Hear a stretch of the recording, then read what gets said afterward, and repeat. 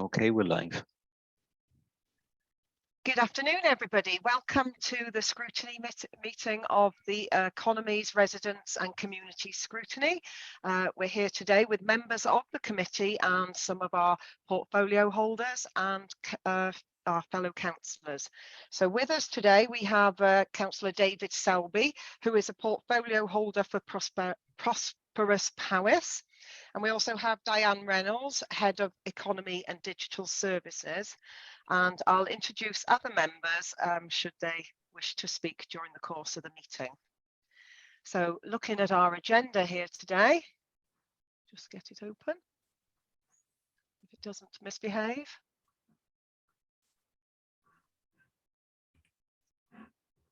So the first item we have is any apologies. We've had two chair from County Councillors Sandra Davis and Jake Berryman, both cabinet members. Thank you.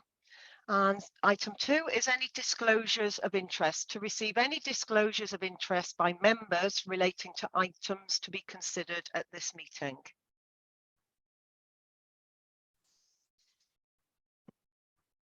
Okay, so your silence will take to be a no. Thank you very much.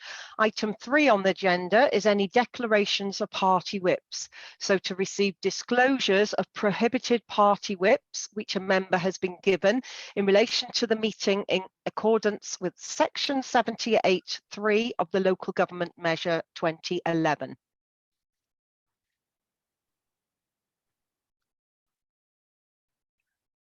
Okay, again, we'll take the silence to mean no, and we'll move on to item 4, which is the Shared Prosperity Fund, the submission of a regional investment plan for Wales.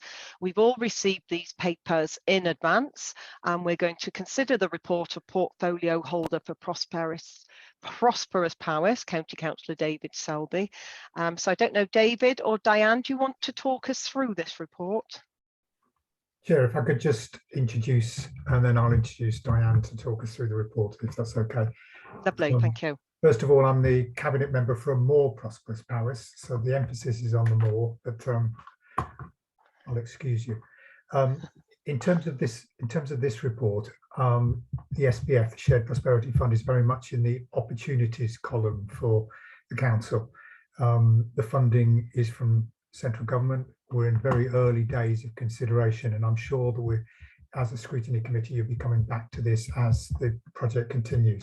So what we're going to do is I'll ask Diane to lead us through the report, and then I'll be prepared to answer along with Diane any questions that any members got. Thank you, David. Okay, Diane, over to you. Hey, good afternoon, everybody. So the Shared Prosperity Fund was set out by the UK Government Department for Local Housing and Communities on the 13th of April. We have until the 1st of August to submit our first investment plan.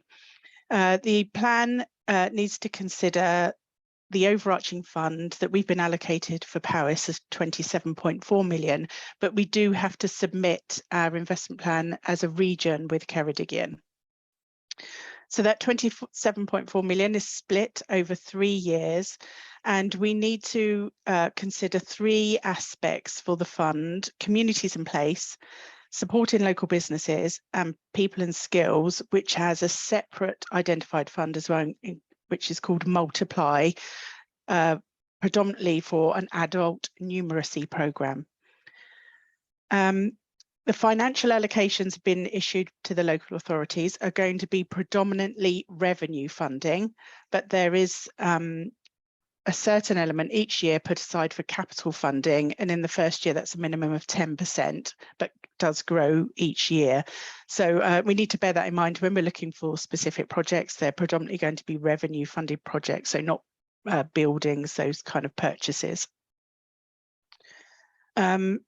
In 2.5, we've split out this, looked at the split across the years.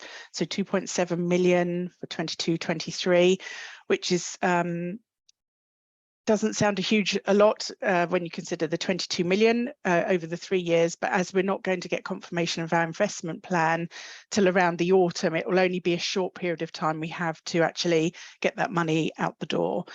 And then the Multiply element is 4.7 million. And again, we've provided the split there under 2.5. The funding allocations have been set by UK government, and there is a funding methodology should anybody wish to look at it in 2.6. Any underspend they will consider withholding the next annual instalment until they've received credible plans setting out how you would roll that money over. So we do need to be conscious that the money we have allocated each year, we need to have enough projects, etc. identified to ensure that we predominantly spend that in-year allocation. We've been given £40,000 to develop, in terms of capacity funding within the teams, to develop the plans as a region. So that's across us and Ceredigion. We've put in under 2.9 the timeline, but just the most important and key fact is that we only have until 1st August to submit our regional investment plan. The regional investment plan is going to be very high level and strategic, so it doesn't actually have to identify specific projects, and I think that's key for us to note here today. It has to give some indication of which interventions we want to support and what difference in terms of outcomes we're going to make, but we don't have to identify exactly how we're going to spend that money across each individual project. So we don't have to identify how we're going to spend the money, which communities or anything are going to get the money. It's just a very high level and strategic plan at the moment. We also have to set up a local partnership group, and we're looking to establish that across Ceredigion and Powys. We have to identify a lead local authority, although we can still make all of our own choices at a local level. So that lead local authority at the moment has been identified as Ceredigion, who will be in receipt of the money, and then we'll each split out our own allocation and be able to manage that from that point onwards. We'll have to finalise exact delivery agreements, but we will absolutely have control of how we allocate our specific part of that. Delivery of the investment plan can be a combination, so we can look to put some of the money towards grant funding, or we can procure different services, or we can actually deliver them in-house. So we're not beholden to how we have to spend that money at the moment, and it doesn't have to go into the plan at this stage. So we don't say how we're going to do that, although we obviously are starting to build those ideas through our engagement. The investment plan needs to include information on why, as a local area and a region, we think the interventions we're choosing are addressing local regional issues and the challenges, and why we're choosing the investment opportunities. So to do that, we've used key strategic documents from the background research that was all pulled together to formulate our growth deal, but also from our current wellbeing assessment reports and any local strategies and documents and research documents that have been produced in that time. So through a process of internal and external engagement that we undertook throughout May and June, including thematic workshops, key meetings with stakeholders, cross-party working groups, MP engagements, presentations at the Regional Skills Partnership and the Grow Mid Wales Partnership meetings, and an external consultation exercise which had 176 responses from across the region. We've mapped which interventions are coming out as priority using all of this information, and we've listed those for your information. Of course, the more interventions we map against, that means the less funding is available for each intervention. So the more you choose, the less funds you've got against each one. But we do feel that the ones we put there at the moment do reflect and capture the need to be able to address the need across Powys. So we've included all of those in the list for you. I won't go through them. We're still having discussions with UK Government, Welsh Government, the Regional Skills Partnership and other key stakeholders to ensure that we prioritise the correct interventions. And even if we don't choose an intervention as a priority and it subsequently comes to light that that intervention would be really useful in addressing issues for Powys, then we can make adjustments to that plan and send off for changes at a later stage. We're also having conversations with external officers across both local authorities and users and external providers, making sure that we capture any ideas and projects that are coming forward. And we're capturing these on a regular basis and still haven't concluded that work. So we're proposing, with the evidence we have at the moment, that the split under 3.15 goes 40% to communities in place, 40% to supporting local businesses, 20% to people and skills, and then also we have the multiply intervention for people and skills as well. So it's around the 8-9 million for each of the 3 investment areas. Then Ceredigion are looking at the same split for their allocation as well, which really makes sense, because predominantly we come up with the same challenges across our region. So we've allocated 40% to the funding for the communities in place, really because this fund supports the priority for wider contributions to a broad range of outcomes that local authorities work towards in the region. These can be funded under elements such as energy efficiency schemes, creation and improvement of green spaces, town centre improvements, flooding infrastructure, cultural activities, active travel and digital connectivity are just a few of them, but the list of interventions are up higher. Similarly, 40% of the funding has been allocated to supporting local businesses, really trying to make that lasting difference to the economy of Mid Wales, supporting us for the longer term. Whilst every effort has been made to engage with the stakeholders and the cross-party working group, there's always, you could do more in terms of engagement, but I think in the limited period that we've had, we've done the best that we can, and significantly more than many other local authorities across Wales. So we've been commended on our stakeholder engagement at this stage. Doesn't mean to say that it's going to stop, and throughout the summer and into September, we will continue that engagement. We have to address members of Parliament and ask them to support our investment plan, which has also happened. And we also, as part of the allocation, we're allowed to take a certain percentage for the administration of the fund to make sure that we have officer capacity in terms of monitoring and evaluation of the fund and assessing different projects and making sure that we can administer everything required, and that's set out in the plan below. So there's a 4% management fee that we're allowed to take from the SPF core.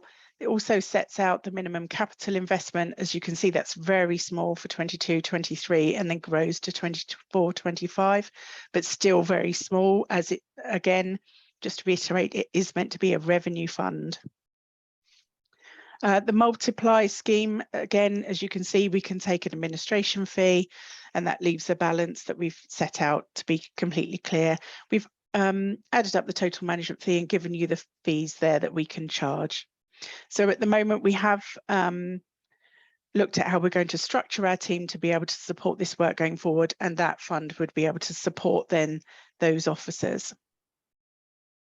Match funding is not required as part of the fund, but obviously when we go out and have grant allocations, etc., we may determine that we want different areas to leverage that match funding, which can then add extra value to projects. But we can also give out grant funding that doesn't have to have match funding, so it's purely a choice for the local authority area.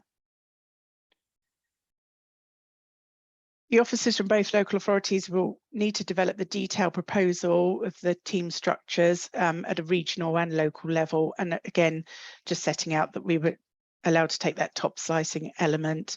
The head of finance, section 1.5 officer, has noted the report and is happy with all of the financial information enclosed. And the head of legal has also looked at the report, and we will have in place a service level agreement between both local authorities along the lines that we've already got in place for the growth deal. We have discussed with town and community councils, have had an opportunity. We wrote to all town and community councils asking them if they had any input to the project and whether they had any ideas for projects. And also Nigel Bryn, Strategic Director, has also presented to town and community councils. We have completed an impact assessment, but obviously with £27 million worth of investment, it is very positive in terms of the impact to our local communities, the environment, and to the equalities. So our recommendations really that we're making to Cabinet would be to note the UK Share Prosperity Prospectus, to note the approach to consultation, to improve the indicative allocations of 40% to communities in place, 40% to supporting local businesses, and 20% to people and skills, and to delegate authority to the corporate directors and Section 151 officers to finalise the plan, strategic level plan to input to Welsh Government on the 1st of UK Government, sorry, on the 1st of August, and to approve the split of capacity funding of the 40,000 we've received so far, 50-50 to each local authority, and also to approve Ceredigion County Council will be the lead host authority for the UK Share Prosperity Fund. Thank you. Lovely. Thank you very much, Diane. That's really helpful. Right, I'm going to open it up now to members of the committee. Any questions or queries you have? That was very quick off the mark. Councillor Adrian, so you're first to go. Yeah, thank you, Chair. My question is about the balance of revenue capital expenditure. I note in the plan to 2.4, it states that funds are primarily to be revenue. My concern is, as mentioned in the plan also, that community and places applications tend to be capital in nature. So why is it mostly revenue fund? Thank you. Yeah. If I could take that, Chair, sorry, I will do. Yeah, please do, David. Thank you. We have the rules are not ours, is what I'd say to that. In this case, UK Government put down the rules for this particular process. We work within them, and obviously we'll discover if there's any changes as time goes on, but at the moment that's what it is. Yes, thank you, but I read the prospectus. It doesn't give any, it does mention capital and revenue. It doesn't give any exact figures. I mean, why do you come to the 10? It says minimum 10%. Is that discretionary? Because it doesn't in the prospectus. Diane, could you take that? Sorry. Yeah, absolutely. It does say minimum 10%, so you are allowed to allocate 10% capital funding, and you can increase that. That is discretionary, but we've been advised by UK Government officials to bear in mind that in our investment plan, this is a predominantly revenue-based application, and that's the information they are given in all of the workshops to all local authorities. So they are expecting a predominantly revenue-based investment plan. Thank you, but maybe the wording should say that it's discretionary in the plan, just for clarity. Yep. Thank Certainly. you. Okay, thank you, Councillor Adrian. Is that, have you got another question? No, hand's gone down. Okay, thank you, Councillor Adrian. Councillor Carl now, next, please. Thank you, Chair. Can I ask, obviously we're seeing this funding thanks to a strong Conservative government in Westminster. Can I ask what involvement the UK government are going to have in deciding or helping with where this funding is going to go? Are you involving the two Paris MPs we currently have? I just want to answer to that. I've got a second question afterwards, please. Oh, if I could say, first of all, that we have engaged with the two MPs involved, and their views are vital and will be taken into consideration by ourselves. Like you, they've got very little time to comment on the first part of the paper because we've got to send it off at the end of this week. But they will be engaged, and their involvement, just as it was with the Levelling Up Fund, is vital. I'll be going on with it, David. Yeah. Absolutely, and Nigel's been in touch. Nigel Bryn, first of all, has been in touch, but I've also separately been in touch to say that, and I'll be working with them on that. I'm sure they accept the same view that this is good news for Powys, so we need to work with who we need to work with. As regards UK government, I'm sure the answer is that all the way along, the engagement is with UK government. It's their money, but Diane, I'm sure, would fill in any other detail on that. Thank you. Dan, do you have anything to add to that? Oh, I think Councillor Selby covered everything so far, but we will continue to involve our MPs in as the plans develop, and I think ongoing throughout the 3-year process, really. So I think when we set our plans, we set them at the beginning of the 3 years, but over time things may change. So we'll keep that consultation and engagement open. Okay, thank you. My second question is around the 40% for community in place. You say that's between £8 and £9 million. I notice in there, obviously, flood defences, that's something pretty close to my heart, as you all know. We have seen flooding from Crickhowell all the way through Paris up to the north, through my ward, on to Councillor Lucy Roberts' ward. What percentage of the 8.9 million have you earmarked for flood defences, please? I guess the answer is we haven't allocated anything for flood defences at the moment. What do you envisage? Yeah, my only query on that is that flood defences are mostly capital.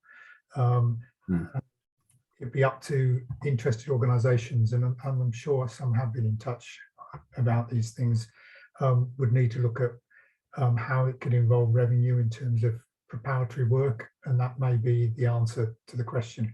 But the actual works themselves are likely to be outside the scope of SPF, I'm afraid.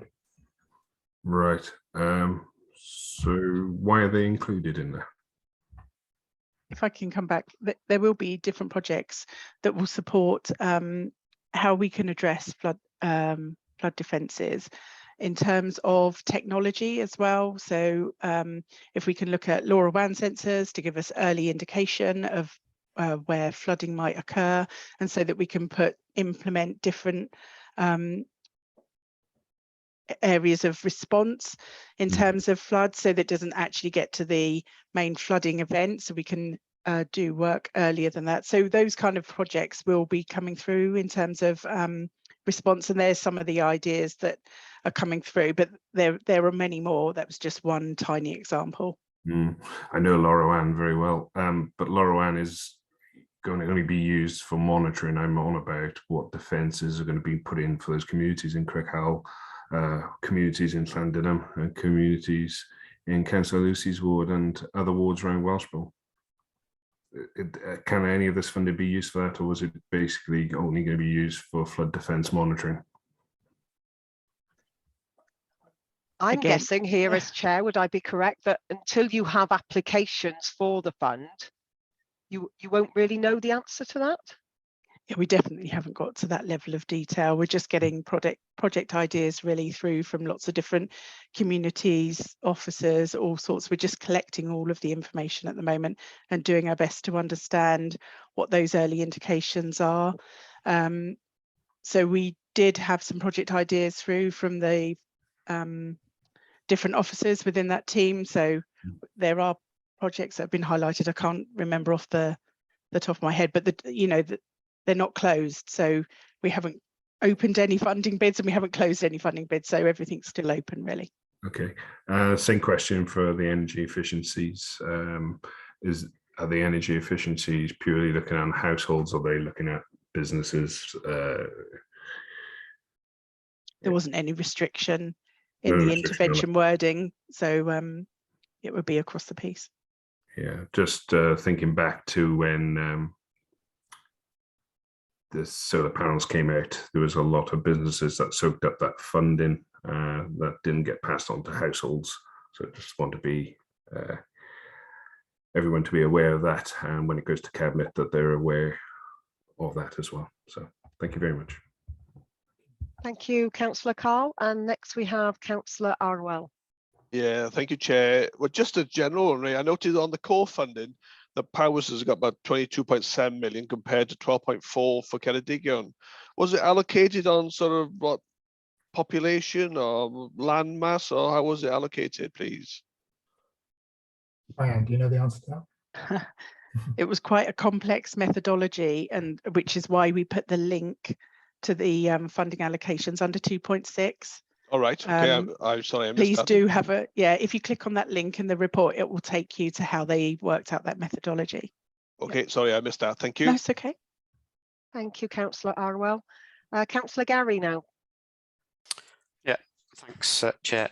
Thanks, Diane and David, for sort of condensing, I know, quite a lot of work behind the scenes into something that's digestible and readable.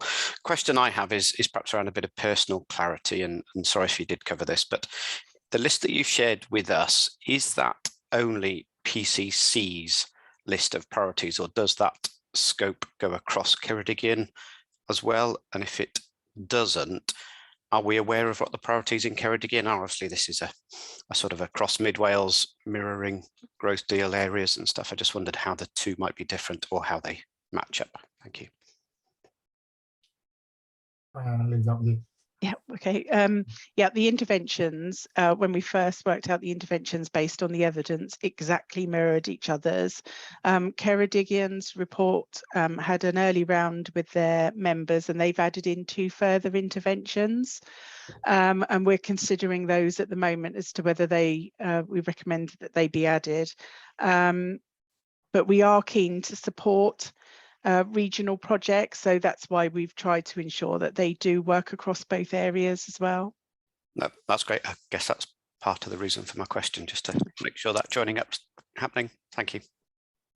Thank you, Councillor Gary. Councillor Adrian. Yes, my question's on the delivery again, which Carl touched on. In point 4.4, it mentions regional and local teams for delivery. Who will be on these teams, please? These are basically officer teams. I don't know, Diane may have some more detail on that, but that's what we're setting up to deliver.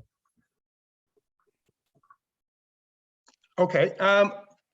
Again, I read in the prospectus that, and Carl mentioned this as well, that MPs, for example, will be represented in all phases of the plan or the Shared Prosperity Fund, including delivery.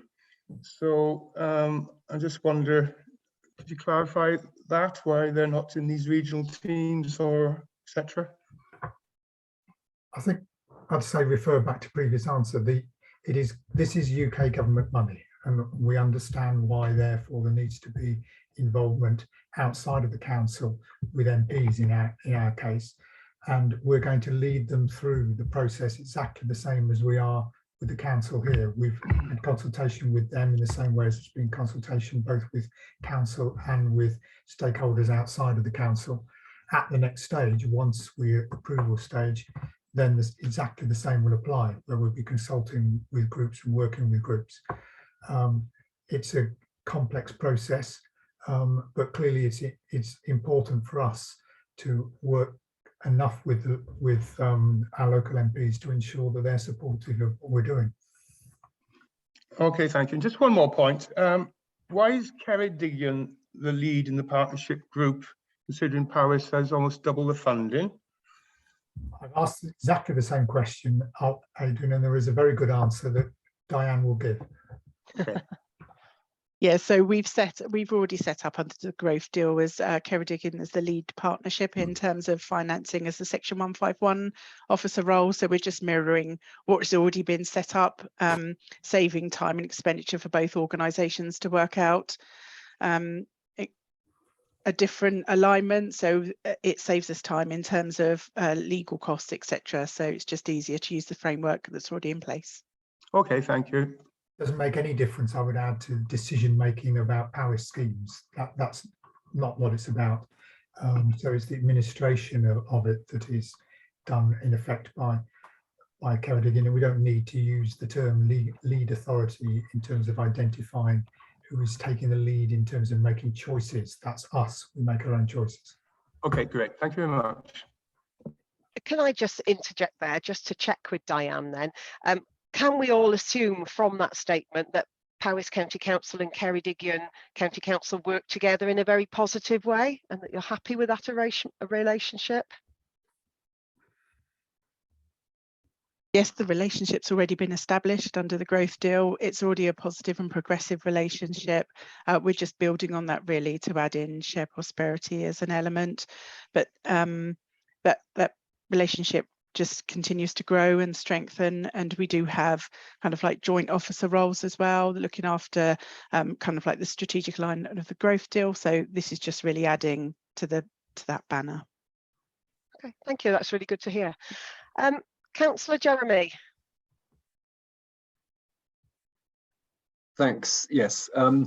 Who are we expecting the applications to come from here? Are they going to be sort of entirely or primarily local authority projects and local authority led and managed, or is there going to be opportunity for external bodies to bid for some of the money, such as, for instance, Pavo did for the previous CRF fund? I'll start the answer, but then Diane will add to it. And the intention is that we have as broad a range of applicants and applications as we can. That makes for a better scheme.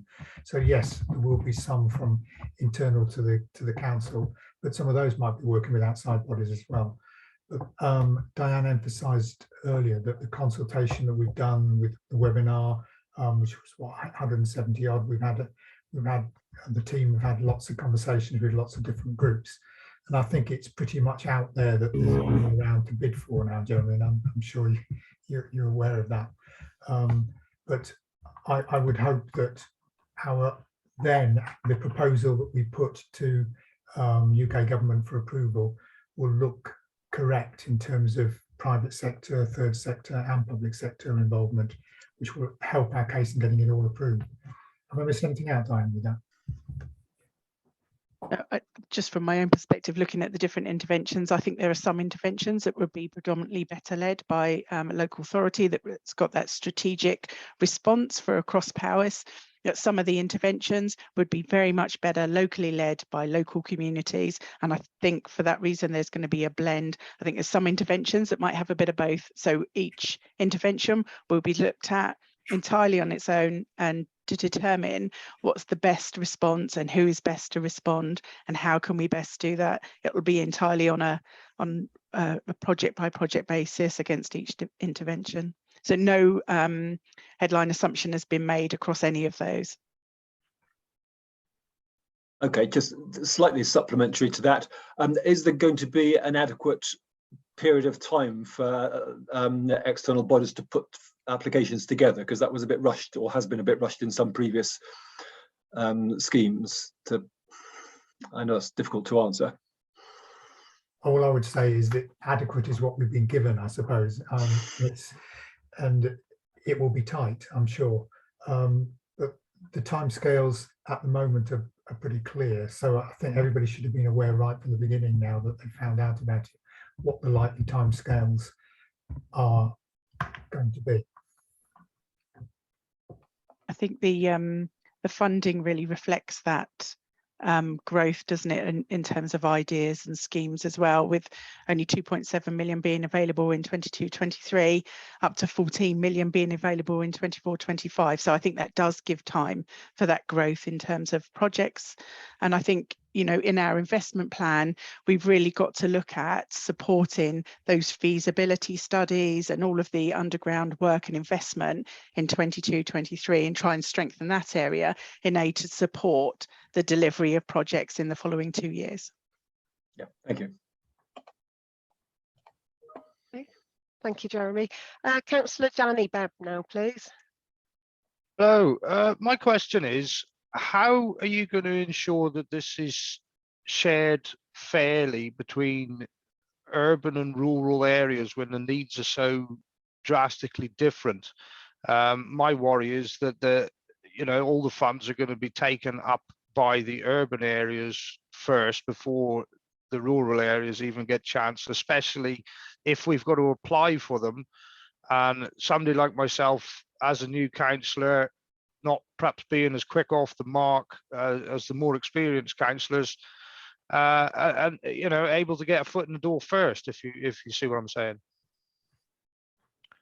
Danny, I think the issue is many of the schemes will be ones that are cross-county for a start, and therefore cover both areas. I note the concern, and that's certainly one of the things that I need to monitor in my role, I think, is just the geographic spread. If there are particular smaller projects, that they aren't all concentrated in an area.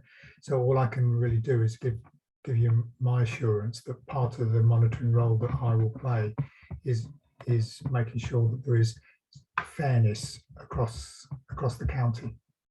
Okay.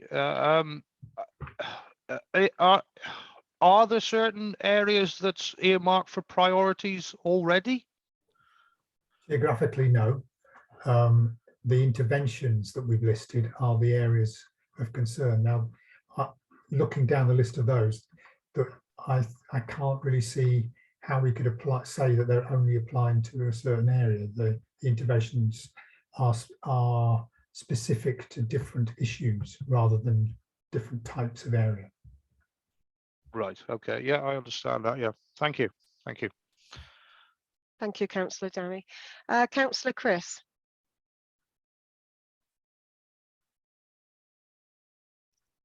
Thank you, Chair. I've got a few questions, if I may.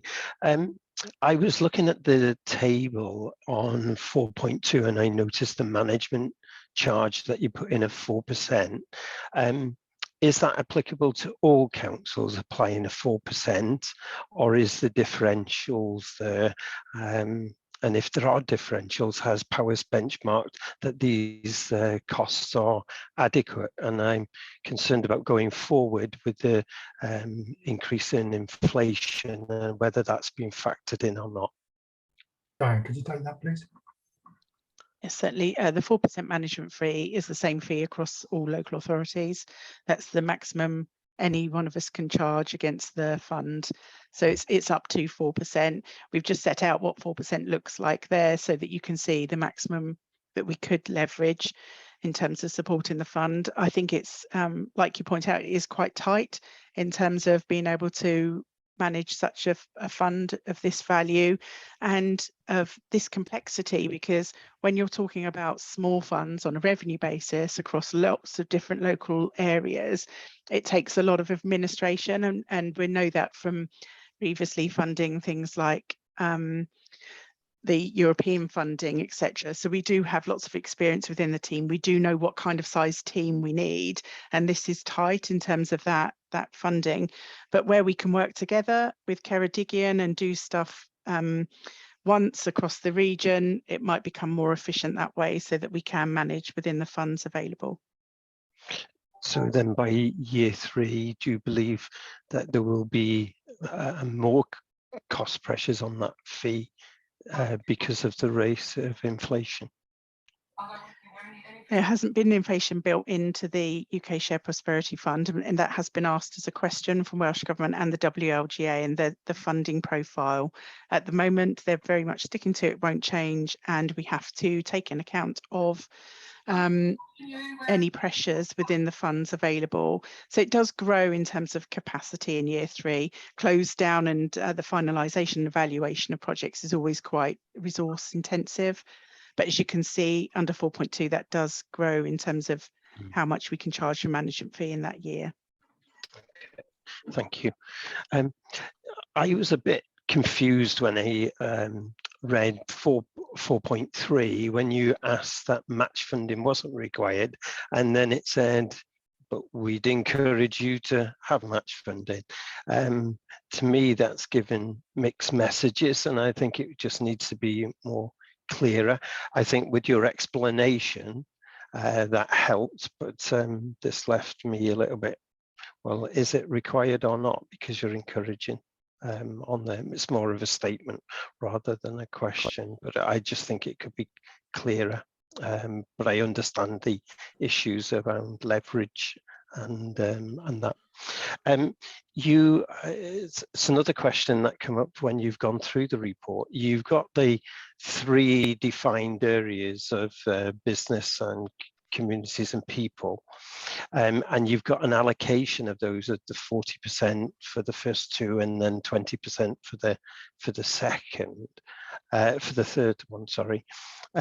If you see one of those funding pots not being utilised to its full extent, do you have the opportunity to via money to one of the other areas that is being pushed, or demand is coming from, say, the business sector more than from the people sector? Thank you, Chris. Diane, I'm sure, can answer that. Yeah. At the moment, UK government are given an early indication that up to 30% can be vied without the necessity to go back and ask for approval of a different investment plan. Okay. So within year, you could via 30% of the funding you've allocated to, say, communities in place to another investment priority, another area. So you can, between those 4 different areas, excluding multiply, so the 3 different areas, you can move funds between there. Does that make sense? Sorry, I haven't explained that very well, I don't think. Yeah, no, that's, okay. that's fine. And then finally, who's actually making the decision on the projects that come in? Is there a committee, or is it going to cabinet? Where is that going to make those decisions for the allocation of the funds? I'm going to go to Diane because there's some different stages in the approval process. I'm sure she can understand. She can explain better than me. Sorry. Thank you. Yeah, so there will be a working group set up that will review, obviously an internal officer group, first of all, that will review the applications coming through, and then a working group with members set up to actually review the applications and sign those off. But we haven't actually set up how that's going to work in full yet and who's going to be on that working group. But everything will then be signed off at a cabinet level, but obviously they won't have time to consider every single project, so it will be using delegated authority. Okay. And then just as a supplementary, if I may, in relation to those individuals that are groups that apply for funding and are unsuccessful, do you give them feedback so they can improve their application for the next time the rounds open up? The answer is yes, but I'm sure there's more to yes than that. Short and sweet. Thank you, Chair. Okay, thank you, Councillor Chris. Councillor Tom, you've got some questions now. Yeah, thank you, Chair. Actually, most of my questions have been already answered, so I understand that the selection process, the decisions will be made by Cabinet. The projects will come forward from lots of different places. Another one that possibly hasn't been addressed yet is how will they be graded? You know, if you were looking at capital projects, you might look at rate of return or net present value or some other such metric to grade, you know, your portfolio. So how will that happen with this rather more sort of amorphous set of projects? Before Diane answers, I have every confidence that the team that we've got has got experience in doing that very thing. And yes, it's complex and very difficult to be fair and correct. Remember, there's monitoring both internally and externally. But Diane, would you like to explain in more detail how that's done? Yeah, so we haven't worked up our assessment criteria yet for the projects. We're not at that stage, obviously, because we're just at that strategic stage, setting out overall. But from experience of working on 3 different assessment criteria, what we're going to do is learn from where we've run those programs before for the European funding, for the COVID Recovery Fund, and for the town centre investment priorities. We have 3 different assessment criteria there. We'll be looking at those assessment criteria using the best and most appropriate that can support us in assessing fairly. But really, all assessment criteria are really focused on what are the benefits in terms of outcomes for local communities and local people. Okay, thanks, Dan. A supplementary question, we're going to involve Westminster, needs to be involved. Is the Welsh Parliament involved at all? Or?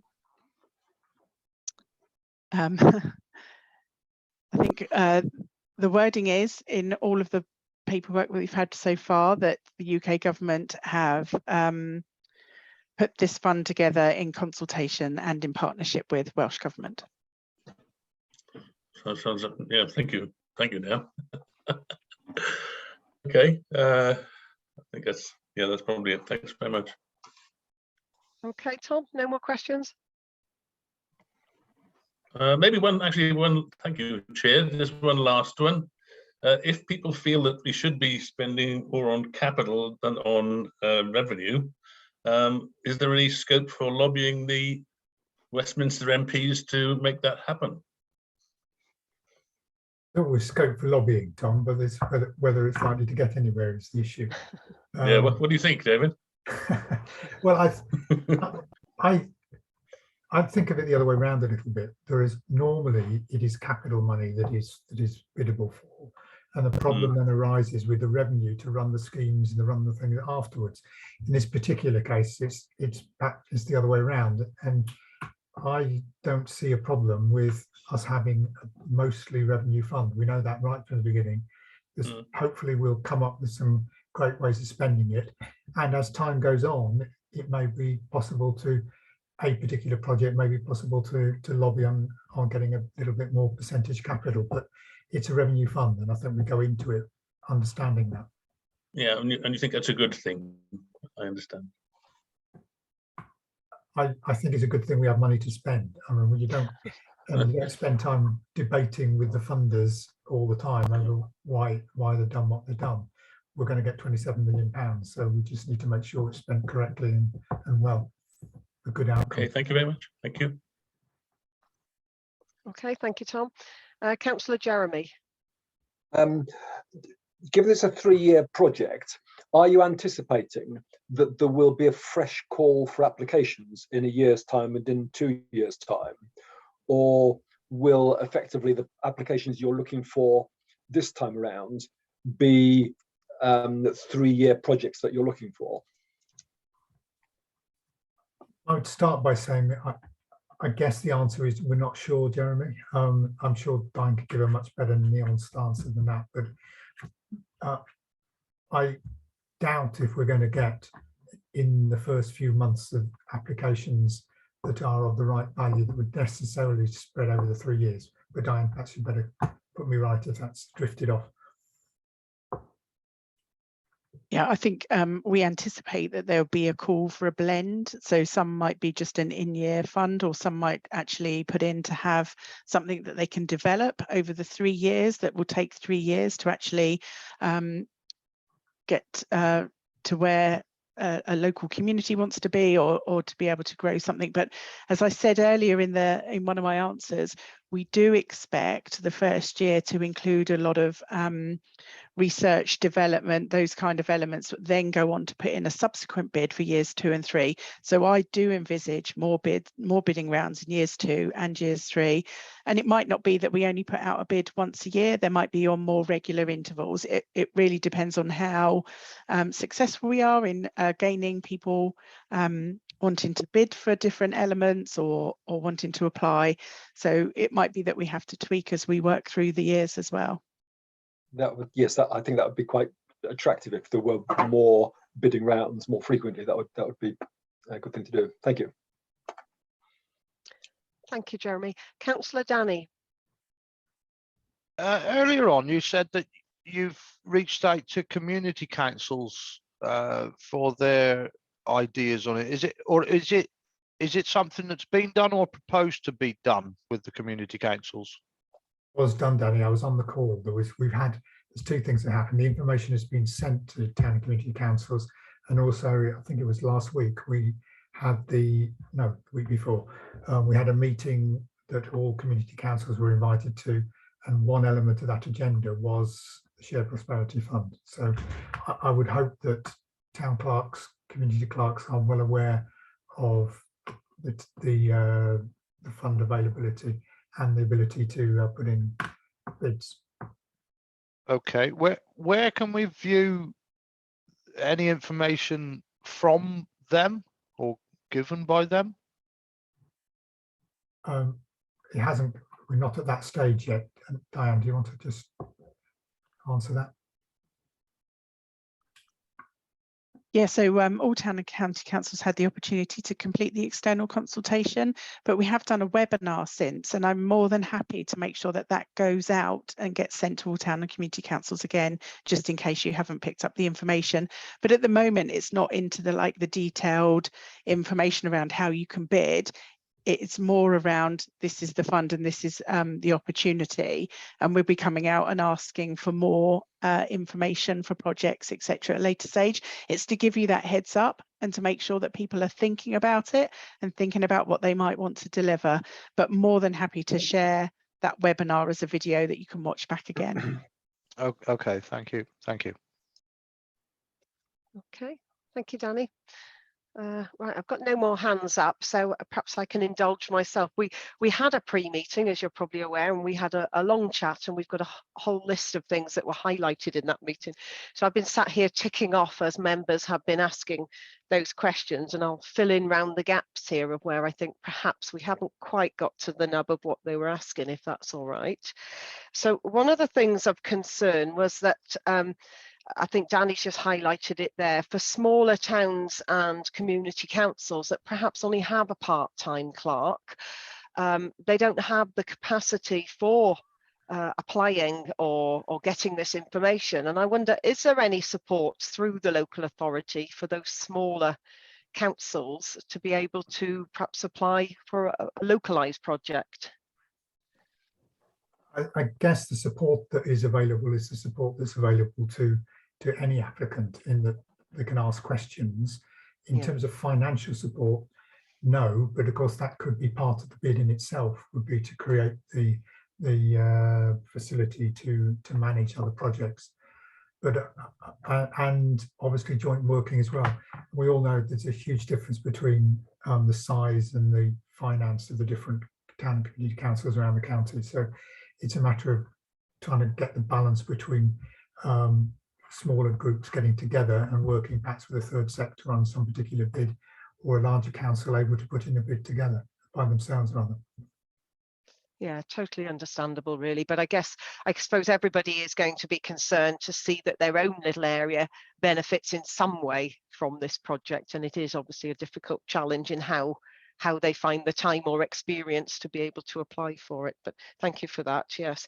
The other thing, I guess then, because again, Danny wasn't aware of that a presentation that we attended a few weeks ago. So how are we publicising this fund across the county, other than emailing it out to town and council clerks? I think Diane's mentioned some. The webinar was one way, that was outside stakeholder consultation. I think it's the next stage is the key stage when we're trying to get expressions of interest. We at this stage are talking about getting a very high level proposal off the Welsh Government by Friday. And we've got a cabinet meeting tomorrow to finally approve the document, etc. We sent that information off to the MPs, as I've said before. The next stage, once we don't know what UK government are going to come back and say, I mean, I imagine we just hope that they say tick, yeah, just carry on, but unlikely. So it's at that stage, and Diane and the team will put together an engagement process to encourage expressions of interest at that stage. Okay, thank you.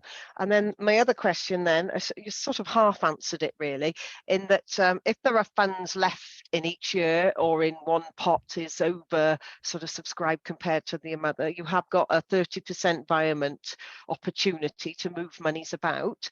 But what about if applications are oversubscribed, you have more applications than you have money to share? How will you make the decision? Like, will there be a funding window that closes and then you'll look at all the applications and those with the highest level of sort of payback will get the money, or quite how will that work? I think I better ask Diane to explain the detail. Yeah, certainly. So what we normally do on these funding elements is open up a funding window with a time frame that people can apply. We then close the window, assess all the applications and those that meet the criteria, and then assess the size of the funding partner, whether we can meet all of the bids that have come in. Normally, if it's oversubscribed, then we start looking at some assessment scoring, as referred to earlier. But we normally find actually that we're kind of underbid for a lot of these pots, and we have to go out for second calls. So I don't see that envisage that being an issue, but we could, if one particular intervention with one kind of grant fund is overbid, we could then look at the other different interventions that have been under subscribed and to via that money across the different interventions. I think there's lots of different ways we could look at those opportunities, but there isn't any opportunity with UK government to request further funding. Right. I think as a region, we could via between the regions, but I can't see any local authority giving up their part of the fund. And I suppose ultimately that would be a super outcome, wouldn't it? That all the money has been spent ahead of time and projects are underway. Yeah. Okay. Yeah, I think that covers all the sort of questions, unless anybody else now has thought of anything else to ask over the course of this discussion. No? All quiet, no hands up. Well, thank you very much then, David and Diane. I think you've given us a full roundup there and explained the project as it stands thus far. And thank you very much for that. Thank you. So we'll go on to the next item on our agenda, which is to establish some working groups. The first one, we want to allocate members to a county farms working group. Now, this was a group that was set up a couple of years ago, and it was established by this committee that there should be 5 members in each of the working groups, or a maximum 5 members, although I guess we have the power to change that decision should we so wish, and that the first meeting of these working groups, that the terms of reference should be put together for those groups. So Wyn, over to you. I don't know if you've had any notifications of persons wishing to sit on them. No, I haven't as yet, Chair. As you rightly say, the working group was set up originally and was looking at issues of sort of maintenance, upkeep and value for money, and also purpose and future of the estate. So we've held one meeting early in 2022, which actually looked at the background. The group was advised there's an asset review ongoing, and this is a general asset review across the whole council of all its buildings, which includes county farms. So I think as a result of that, we also need to look then at the current policy in relation to county farms. Is it working? And I think there's some issues around tenancies coming up for renewal or retirement, etc. How are we progressing those, etc.? Because we're obviously moving towards business tenancies as opposed to sort of the lifetime tenancies. So that was the sort of flavour of issues we started looking at, but it was very early days for all these working groups, or these 2 particular working groups. Only one meeting we managed to hold before the election time. And you're quite right, you know, we normally say working groups spread across as many of the sub-political groups as possible. 5 seems to be about reasonable, not too large. I would say 7 would be the absolute maximum, to be honest with you, but it was 5 and 3 last time. I just put that in as an indication.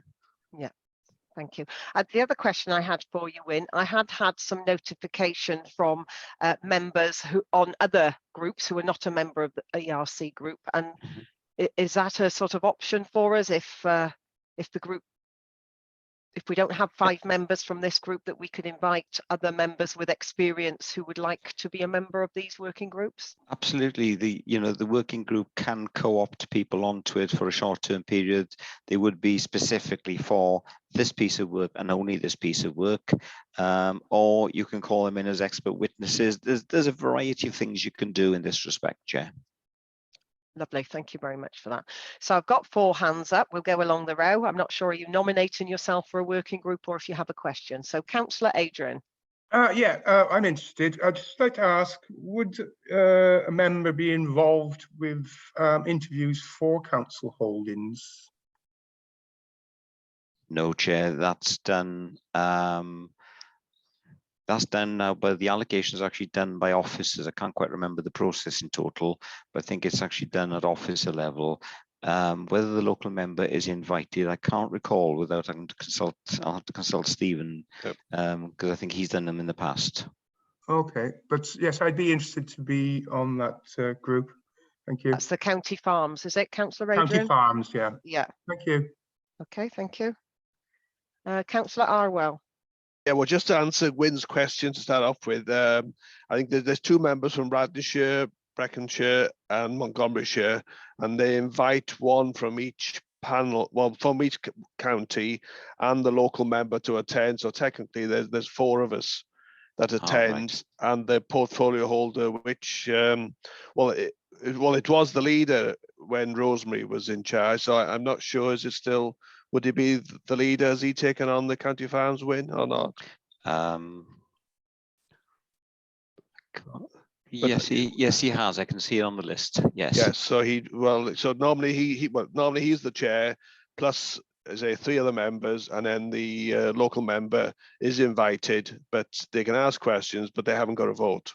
You know, they haven't got a sort of a questionnaire to fill in. Then, but I did send you an email, Wynne, regarding to put myself forward for county.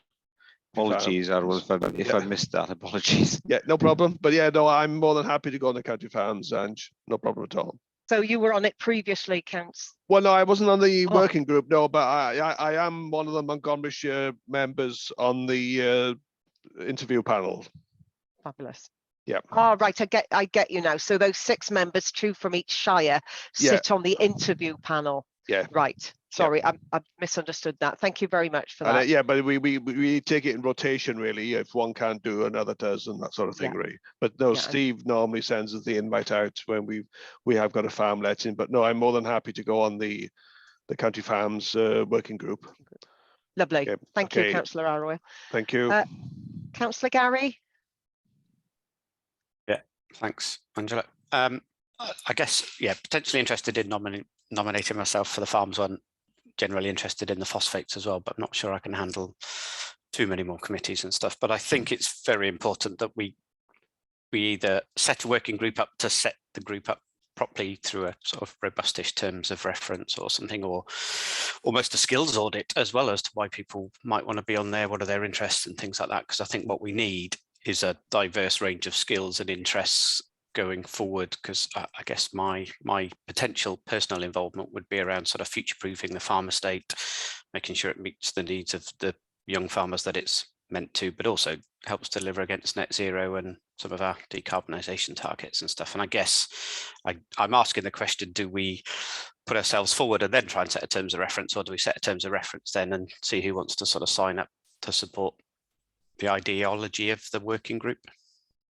Okay, well, the research I've done, because I didn't know anything about this prior to this agenda coming out, looks like that you put yourself or be nominated for a group, and one would assume, therefore, you would have some interest or enthusiasm for the subject matter, and that the group, those members, once they come together, will set the terms of reference. Now, I will be hoping as chair of this committee that the working groups will have some sort of clear aim and ambition and a mission to find something out that they will report back to this group. Otherwise, it's a pointless exercise. So I think we're saying the same thing there, Councillor Gary, and you'll be charged with that role if this group gets set up today. Yeah, okay, no, that makes sense. And I guess one of the important factors is making sure that we share across other scrutiny committees or portfolios, whatever it might be, because obviously there's no point doing it in silo. But yeah, okay, thank you. Absolutely. Thank you. Councillor Carl. Thank you, Chair. My question really is to Wynne. Obviously, this working group is extremely important that we have farming experience on the group. And I was just wondering if I was able to nominate someone.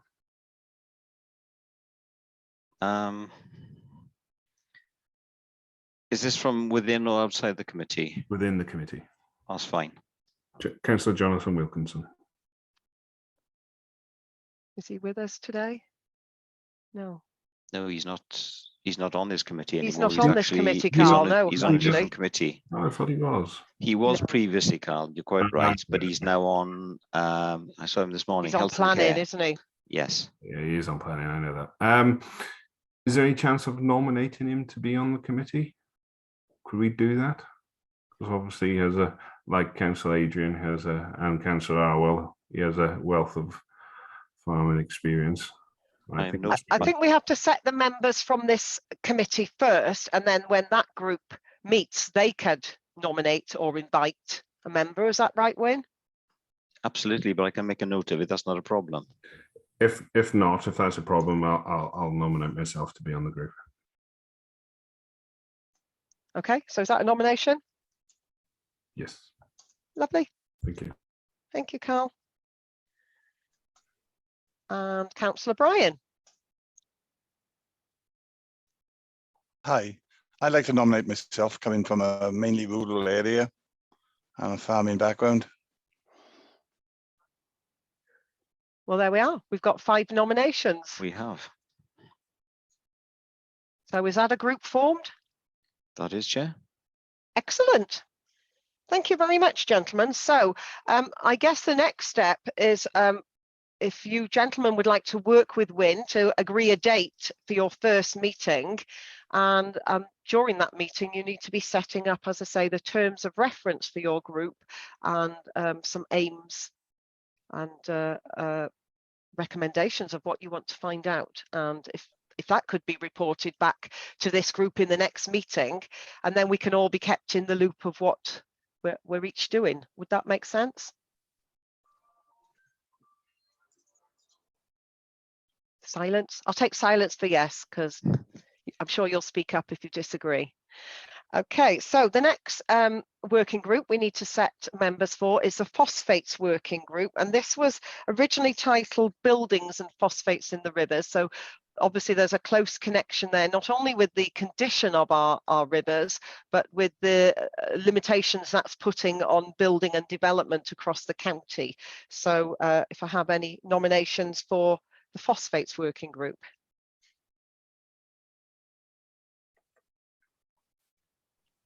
Okay, I've got a hand up from Jeremy.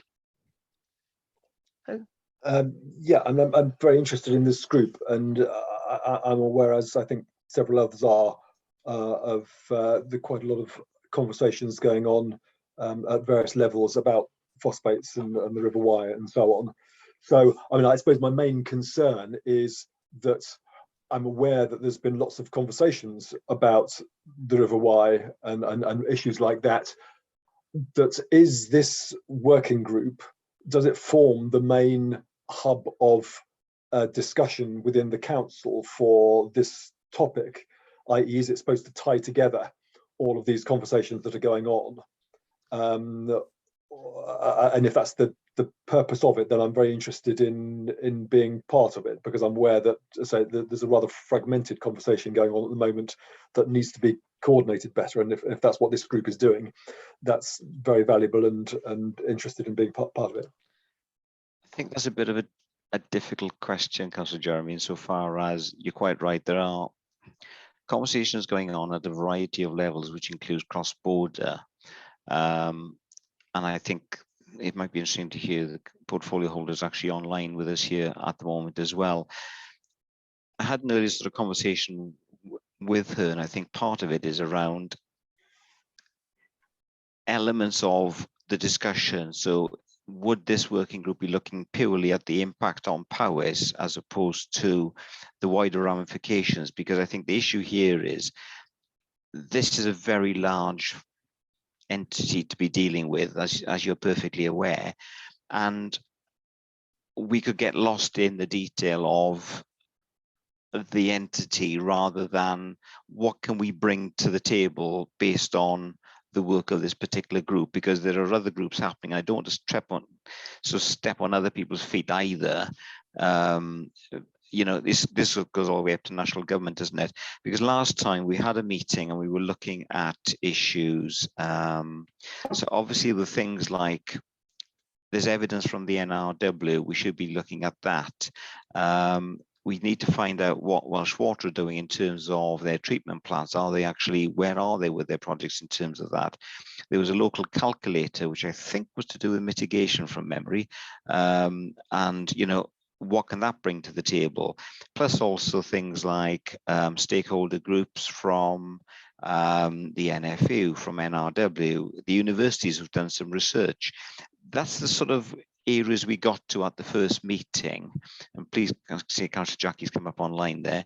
If there's anything actually you want to add, Councillor Jackie, to that, feel free. But I think this is the difficulty with this particular topic is, and I think we we need to go back, because what we started off was a bit of a fact-finding mission in the first meeting to find out what's the entity of this problem we're trying to grapple with. From there, I think we need to get to, okay, what are the terms of reference of what we're going to do with it, and what's our part of the puzzle? I think I'll stop at that point. Would you like me to come in now, Chair? Yes, please, Jackie. Would you like to fill us in? I think Wynn's described that very well. Wynn did sit up on the meeting, the previous meeting that we had, which is very much as Wynn described. It was a complex area. We do have expertise within Powys, but I think to bring this down to a manageable working group, we need to look at what the impact is on Powys. So there is an impact on our housing development, which I think there has been now a local, well, a Welsh government paper, I think it is, that's gone through to development control, which does outline some of the mitigation that could be put in place. But that's stifling development in Powys at the moment, and it's quite critical. And I think possibly Councillor Tom might have some feedback on that. The other issue is that we know that the Wye and the Usk, don't forget the Usk, are two extremely important, worldwide important rivers, and we recognise that. And we know that people come to Powys specifically for leisure, for visiting, for tourism around those two rivers and the landscape that they cover as well. So that's another important issue. And then there's the environmental issue, is what is exactly happening to our rivers at the moment, and why is it so important for us, and why is this such a big issue at the moment? But if we can focus just in on Powys, otherwise, as Wynn's explained, it's almost explosive, because there are so many things. Powys, the rivers run into Powys, the rivers run into Hereford, the rivers from at some point come through Shropshire in some places, if we're looking at the Severn as well. So there's a lot of things in there. But I think this working group, if you're going to do something successful, needs to prioritise the areas that they feel are most important, that can actually establish some evidence. There's a lot of evidence out there. One of the issues that came up in the previous working group that we only have one, was there's bits of evidence here, there and everywhere. And I think that's recognised as well by some of the other organisations, but it's not coming together. NRW have some evidence, but it's not exactly very strong. Welsh Water know what's going on, but they don't want to take responsibility.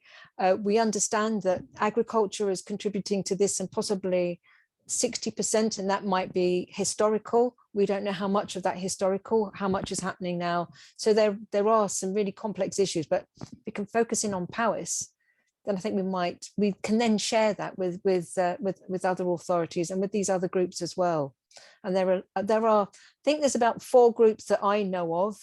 The major one that seems to top this is the nutrient management group, because that brings all the authorities together with officers and the third sector, and with the statutory organisations. So you might want to take evidence from somebody on that group. You might want to pull in some other evidence from planning. You might want to bring some evidence in from countryside, from the national parks. So there's quite a lot there. But I keep coming back to, if we can keep it to Powys, I think it would be useful. Okay, thank you, Councillor Jackie. Councillor Jeremy, you've still got your hand up. Have you got another question? Or? No, I can put that down. Okay, Councillor Tom. Thanks, Chair. Yeah, thanks, Jackie. Yeah, it's. I think indeed we should keep it Powys. That's big enough anyway. My principal concern is the frustration of additional housing development. And of course, also I'm concerned about the rivers. I went to swim in the River Usk many years ago. We have to, I think there needs to be some sort of balance. I can't imagine that all the housing development has to stop because of this, and we need to try and find out exactly what the science is here, have some measurements so we understand what the incremental impact is of, say, a development, and is that then significant for the environment or is it not? So we need to actually start putting those sort of measures in place and working, I suppose, with the planning group on this. They seem to be taking the lead as far as I can see with Peter. He sent me He sent everybody on the planning group this paper, Advice to Planning Authorities for Planning Applications Affecting Phosphorus Sensitive River in Special Areas of Conservation. Which is okay, so Tom, if I could just interrupt you there, am I getting the feeling that you would like to nominate yourself for this group? Yeah, oh yes, sorry. Okay, yes, sorry. so I'm going to put you down. I didn't mention that to win before, but sorry, Angela. Yes. Sorry, I'm going to put you down for the group, and it's a group that I'd like to be involved in myself. So that's 3 of us. If we don't have 2 more members from this group, we can invite other people, and I have got some people in mind. But I would suggest, Tom, we're now straying into what this group will actually discuss, and I think that is the nitty-gritty that the working group itself needs to get down to. So unless there's any more members that want to join this group, we'll go on to filling the other working groups, and then I think the 3 of us and the 5 from the first committee will need to get together after this meeting and agree a date to meet up to really get into the work of the group. Okay, so thank you. So so we filled the county farms group with 5 members. We have 3 members now for the phosphates group, and as I say, I am aware of 2 other people who would like to be on that group. We've also got to find some members for a HAUPS group. Now, HAUPS is the Heart of Wales Property Service that was for building and repairs. A group with Kia, wasn't it, building, and that they no longer exist. Is that right, Wyn?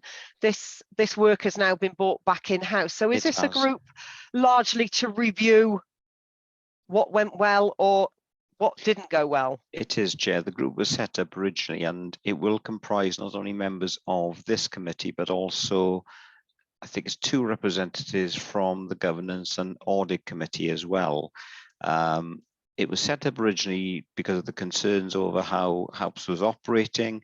It looked at this for 2 to 3 years. As you have just set out, HAUPS is now being brought back in-house. So it is now at a process of looking at how did the transfer go? What are the issues? How are things now working? And I think this may be, it may not need to meet immediately because the transfers only just happened in the last couple of weeks. So the point is, it might be a couple of months before we start meeting with this one. But then it's just making sure that what's put in play now with the new arrangements, is it working, and going on to what does it look like in, say, a year's time from now. So that's the sort of plan I'd have in mind for it. Okay, thank you. So anybody got any interest in buildings or maintenance or property? Councillor Danny. I have, but I'm not quite sure how much time I've got with already running a construction business and being a councillor and a farmer. So I suppose if you were stuck, I would go ahead, but it would be a last resort, I think. What sort of time have we got? A sort of hours per week, roughly, month, whatever job? No, nothing. It would be, I think previously we had meetings every, I think it was 6 to 8 weeks or something like that, perhaps a little bit shorter at times in the latter stages. But again, as I was saying, as we now into it's back in-house, we've got to let the thing settle in first and get operational. I suppose the first conversation would be, okay, how did the transfer go? How's it happening? Then we step back for a while, I think, and let it actually find its way, and then review it in, say, 6 months' time, and then perhaps another meeting later on again, unless there's any concerns coming to the fore, in which case we may want to look at it a little more often. But I wouldn't see there's going to be that many meetings of this one. I can see Clive's coming online as well, Chair. Yeah, so hello, Clive. Not massively time consuming then. I would hope not, to be honest with you, on this one. Okay, put me down, please. Yeah, put me I might be saying that in a different sense as time progresses. Thank you, Councillor Danny. Clive, would you like to add something to that for us? Thank you, Chair. I think Wynne has already sort of said what I was going to suggest, which was that this isn't going to be hugely time consuming. And you know, the issue really for members at this moment in time is to make sure that the arrangements which we have with the service being brought back in-house, that those arrangements are fit for purpose and are working well. And if they're not working well, what are we doing in order to make sure that we get that service which is beneficial to our customers.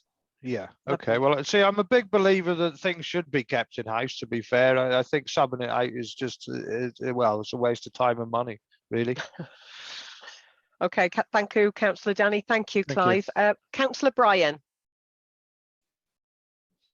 Again, this is more my field, so I'm quite happy to put myself forward for this one. Excellent. Thank you, Brian. Thank you. Councillor Carl.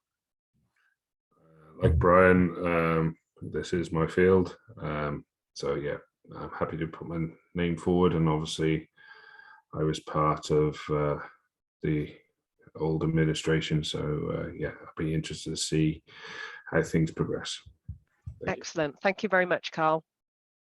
So we've got 3 members there. So that's something to build on, is it? Are you happy with that, Wynne? Sorry, Chair. Yes, I lost my mouse there for a minute. Yes, that's fine as a starting point. Lovely. Thank you very much. And the item 6 on the agenda, we've got to nominate 1 member to become an observer on the Local Development Plan Working Group. Now, Gary's put his hand up there, so quick off the mark, Gary. Yeah, I was just going to say I'm on that group anyway. Does that count, or would I be classed as an this active? Is just, yeah, you're an active member. This is just as a working group. So I shall put my hand down. Thank you. We'll be observing you, Gary. Thank you. Councillor Chris. Yeah. Well, obviously I'm interested in some of the activities and developments going on within each group, but I'm currently on 4 separate committees, and virtually every one of those committees is having working groups. This morning I was on the health committee, and that established a series of groups and work program which on there. My concern is how many pieces do I split myself up into? Because it's not just this role, it's obviously then dealing with obviously constituents and all of those side of it, which is new. I'm also a town councillor. I also run my own business.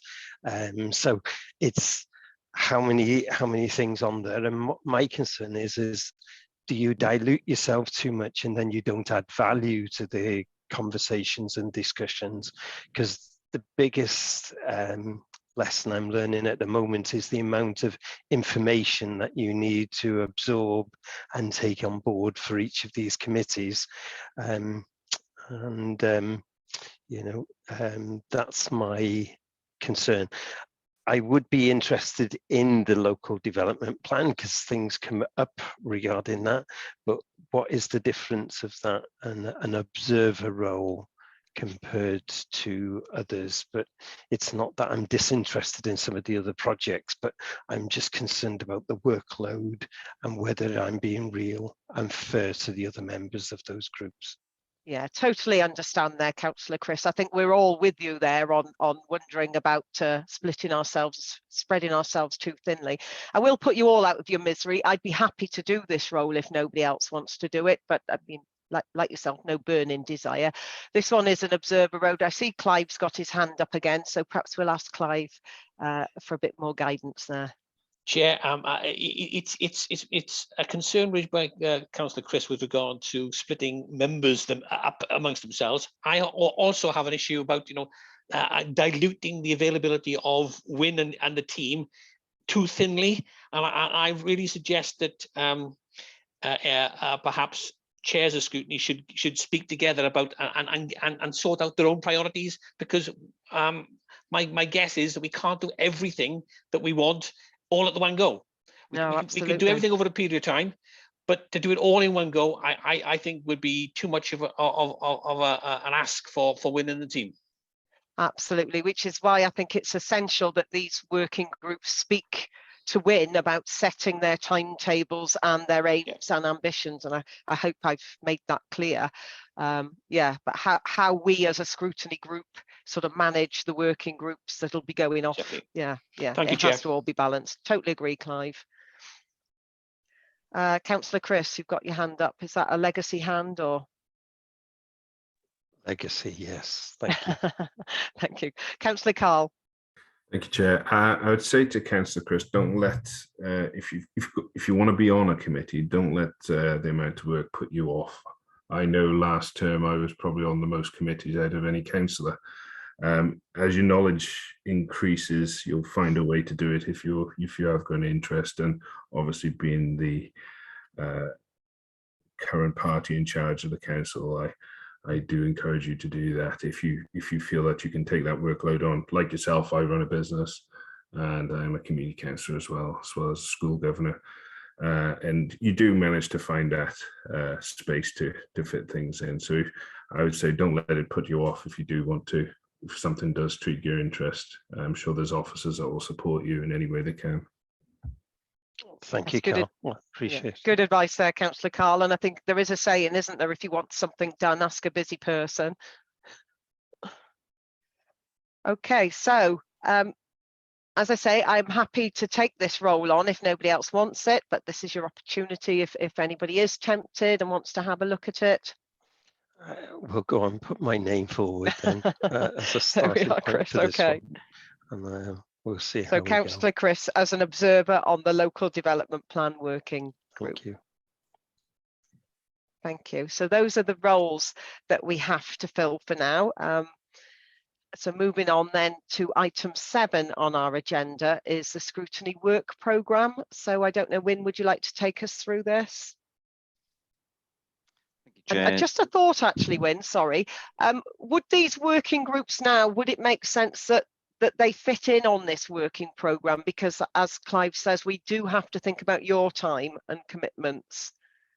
I can certainly add them to this. That isn't an issue whatsoever, and just need to identify also, as I said this morning to the committee, identify when we're looking at topics, what would be suited for a main committee discussion or what would be for a working group discussion, bearing in mind obviously capacity to actually deal with all of this. But certainly for ease of planning, it's easy enough just to put another line in here as to who's meeting when. That'd be fine. Yeah, I think that might be helpful to us all. Okay. Nothing much to add to where we are at the moment. I think we've got work to do, obviously, in terms of determining priorities, and I think it's something you and I, Chair, need to look at with officers and portfolio holders and try and get a list of what are the burning items that people either know are going to cabinet we want to look at, what other items does the committee itself want to look at, and if any member of the committee has an item, by all means raise them when they come to this point so we can make a note of it, or actually email the chair and myself just so we're aware of it and we can then have that discussion. The only thing we'll have to sort out obviously is prioritization of what will bring the most value, and secondly what needs to be done at a particular point in time to see if we can fit it in, bearing in mind we're trying to limit the numbers of items going to each committee meeting. So you actually have time for a good debate on each of the items at the meeting. So we wouldn't put 10, 15 items on there, otherwise you're just going to get swamped. So it's quality rather than quantity we're looking at on there, certainly. But certainly by all means raise issues with us, raise them here, and then we'll develop this as we're going along. Okay, excellent. And I think we do have a meeting, don't we, in September to look at the programming. We do. I was trying to hold one before the sort of summer break, but that plan didn't quite go correctly, but so enough hours. that was the problem, to be honest with you. I just ran out a week, unfortunately. So I'll have to come back and regroup and have a look at that one. But in the meantime, hopefully we can get some information from various people as to what's on business plans. And the other part of this, obviously, the new administration is still developing its corporate improvement plan and vision for the future. That will also help us look at what the committee may want to look at in terms of themes or items they want to consider. I think Councillor Adrian had his hand up there. Yes, he did. Councillor Adrian, did you have a comment or a question for us? Yes, well, just what Wynne said before, I think it would make sense if the working groups could meet before or after a main scrutiny meeting, but it depends on workload of that particular meeting, but it would make sense on the calendar sort of thing. So maybe that is a good possibility. Thank you. Thank you for that. Okay. I think the other thing I just need to say, Councillor Adrian just reminded me, actually, you wouldn't have a report after each meeting. You might get a progress report at times or a verbal progress report, but what you would actually get is the working group would get to a point where it decides, yes, we have specific recommendations or outcomes that we want to take to the main committee, which would then go onwards to the cabinet, etc. At that point, you would get a recommendations report back, which I would help draft to come back to you for consideration. No, that makes total sense. We wouldn't want a monthly update, but I did think it might be useful at our next meeting of ERC scrutiny if we had a short report back from each of those groups, just confirming that they have put together their terms and reference and they have sort of decided on the parameters for their investigation. I think that would be useful to share with the other members of this group so we know which direction everybody's going in. Councillor Jeremy, you've got your hands up. Well, would I assume that this scrutiny group itself would need to actually approve the terms of reference of these working groups? So they presumably would need to be formally tabled and us to agree before the working group goes off and does too much on its own volition. I wouldn't say necessarily having to agree them, but you're quite right. It would be useful for the committee to perhaps take a view on what is proposed. And as I say, we could do this quite easily by email, to be honest with you.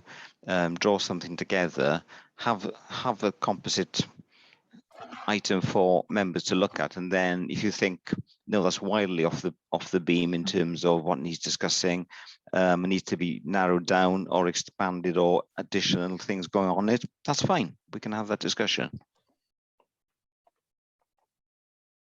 Thanks. Okay. Okay.